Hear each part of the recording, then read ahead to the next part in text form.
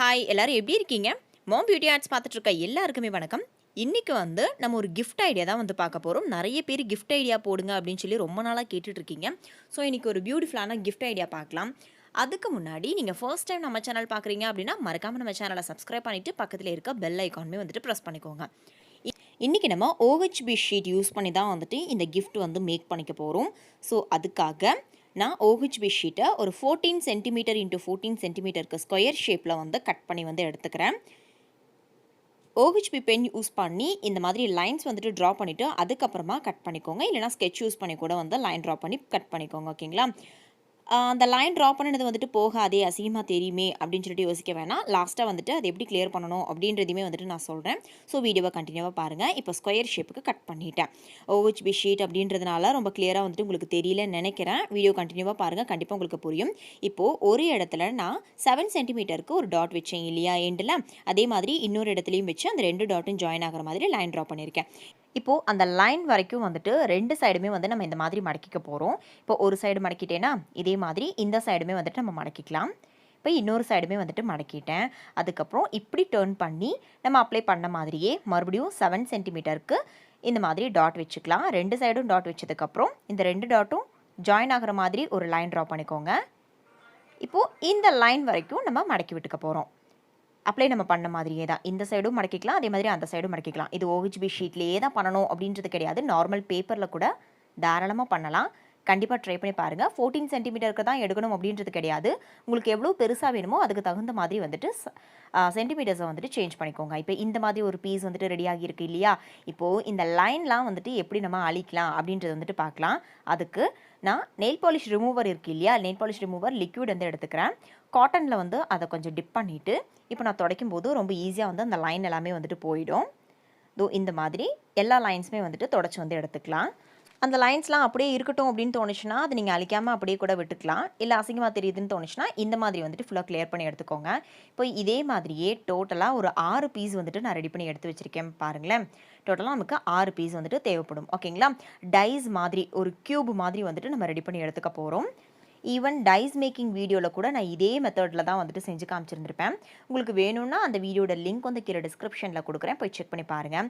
இப்போது ஒவ்வொரு பீஸாக எடுத்து இந்த மாதிரி டைஸ் மாதிரி நான் மேக் பண்ணிக்க போகிறேன். இப்போ 2 பீஸ் எடுத்து இந்த மாதிரி ஃபிக்ஸ் பண்ணிக்கிட்டேன்னா இப்போ இங்கே ஒரு கேப் இருக்குது இல்லையா? இந்த கேப்பில் இன்னொரு பீஸ் வச்சுக்கிறேன். அண்ட் டேர்ன் பண்ணி நீங்கள் சேர்க்கும் போது ஆட்டோமேட்டிக்காக உங்களுக்கு தெரியும். இது இங்கே தான் ஃபிக்ஸ் ஆகும் அப்படின்ற மாதிரி உங்களுக்கே தெரியும். ஸோ கண்டிப்பாக ட்ரை பண்ணி பாருங்கள். இப்போது 5 பீஸ் வச்சுட்டேன். 6வது இதுதான். ஓகேங்களா? இந்த 6வது பீஸ் ஃபிக்ஸ் பண்ணுறதுக்கு முன்னாடி உள்ளுக்குள்ளே நீங்கள் ஏதாவது கிஃப்ட் போடுறதுனா போட்டுக்கலாம். இப்போ நான் ஜஸ்ட் ஃபிக்ஸ் பண்ணி காமிக்கிறேன்.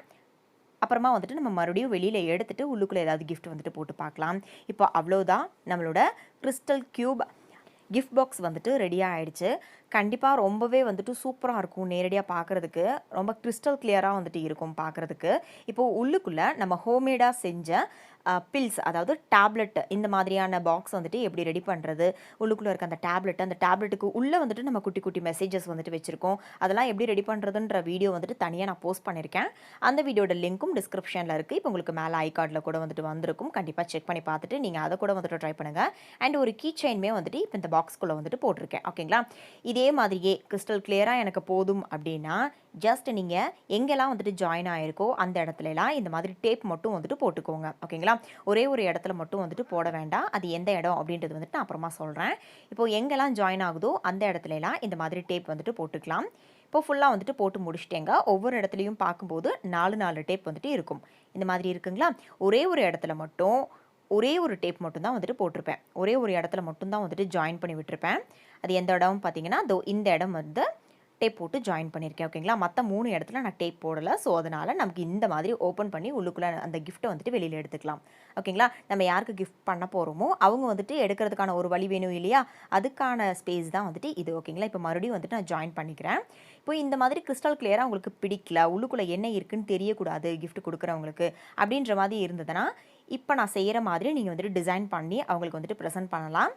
நீங்கள் ஈவன் பெயிண்டில் கூட டிசைன் பண்ணிக்கலாம். நான் கொஞ்சம் டிஃப்ரெண்ட்டாக இருக்கட்டும் அப்படின்னு சொல்லிட்டு கிளாஸ் லைனர் எடுத்திருக்கேன். அது யூஸ் பண்ணி ஃபர்ஸ்ட் நான் அவுட்லைன் கொடுத்துட்டு அதுக்குள்ளே கிளாஸ் கலர்ஸ் யூஸ் பண்ணி பெயிண்ட் பண்ணிக்க போகிறேன். ஒரு லீஃப் டிசைன் தான் வந்துட்டு நான் வரைஞ்சிக்க போகிறேன். அந்த ஓப்பன் பண்ணுற மாதிரியான ஸ்பேஸ் காமிச்சிருந்தேன் இல்லையா, அங்கே மட்டும் கொஞ்சம் டிஃப்ரெண்ட்டான டிசைன் வந்துட்டு நம்ம போட்டுக்கலாம். நான் எப்படி பண்ணுறேன் அப்படின்றத வந்துட்டு கண்டினியூவாக பாருங்கள்.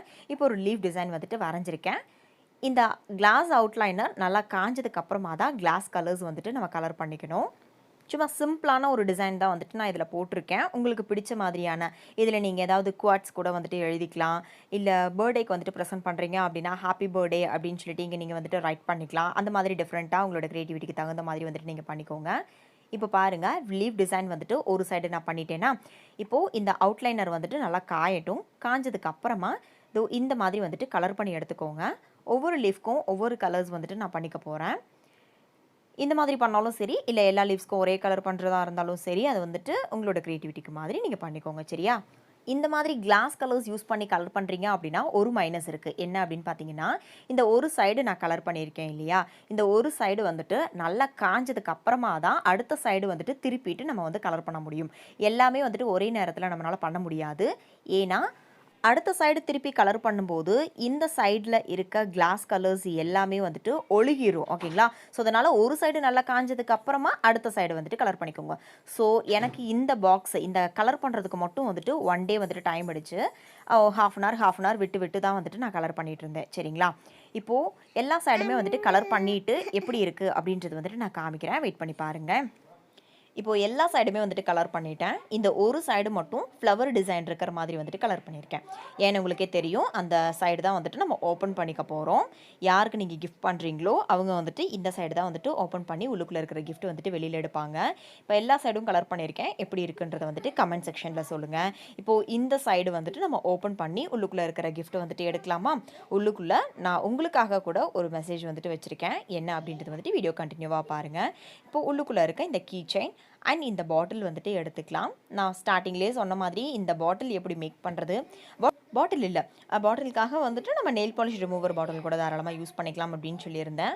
அண்ட் அந்த டேப்லெட்டுக்கு உள்ளே இருக்க மெசேஜஸ்ஸு இதெல்லாம் வந்துட்டு எப்படி க்ரியேட் பண்ணுறது அப்படின்றத வந்துட்டு ஏற்கனவே நான் வீடியோ போஸ்ட் பண்ணியிருக்கேன். ஸோ அதனால் இந்த வீடியோவில் அதை பற்றிட்டு வந்துட்டு நான் எக்ஸ்பிளைன் பண்ணல. இப்போ இந்த டேப்லெட் ஓப்பன் பண்ண உடனே உள்ளுக்குள்ளே ஒரு குட்டி பேப்பர் இருக்குது.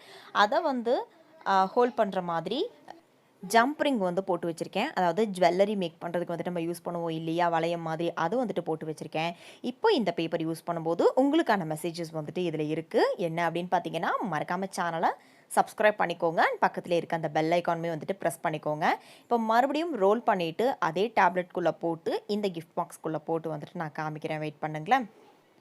கண்டிப்பாக இந்த ஐடியா வந்துட்டு உங்களுக்கு பிடிச்சிருந்திருக்கும் அப்படின்னு சொல்லி நம்புகிறேன். நீங்களுமே ட்ரை பண்ணினீங்க அப்படின்னா எனக்கு கண்டிப்பாக மெசேஜில் வந்துட்டு சொல்லுங்கள்.